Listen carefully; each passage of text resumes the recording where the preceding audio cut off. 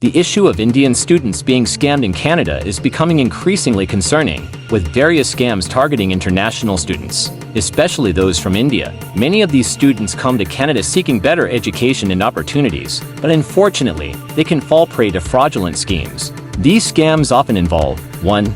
Fake immigration consultants. Fraudulent immigration agents promise to expedite visa processes or offer guaranteed admissions to Canadian universities in exchange for hefty fees. Once the money is paid, the service is either subpar or non-existent. 2. Job scams. Students are often promised lucrative part-time jobs or internships in Canada, which turn out to be fake or exploitative. In some cases, students are forced to pay upfront fees for jobs that don't exist, or they are trapped in illegal or underpaid work. 3.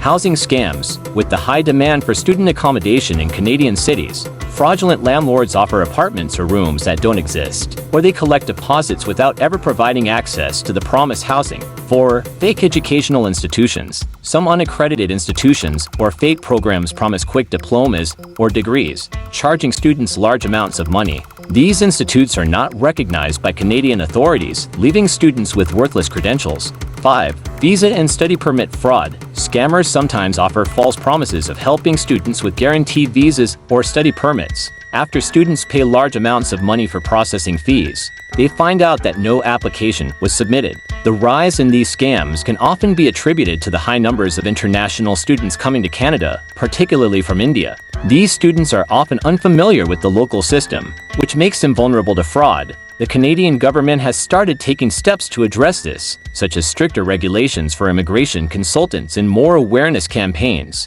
but the problem remains significant. The crisis has led to significant distress among students, with some facing financial ruin, emotional stress, and delays in their studies. The situation highlights the need for better regulation, stronger safeguards, and more support for international students in Canada. Have you heard any specific stories about this? Or are you looking for advice on avoiding these kinds of scams?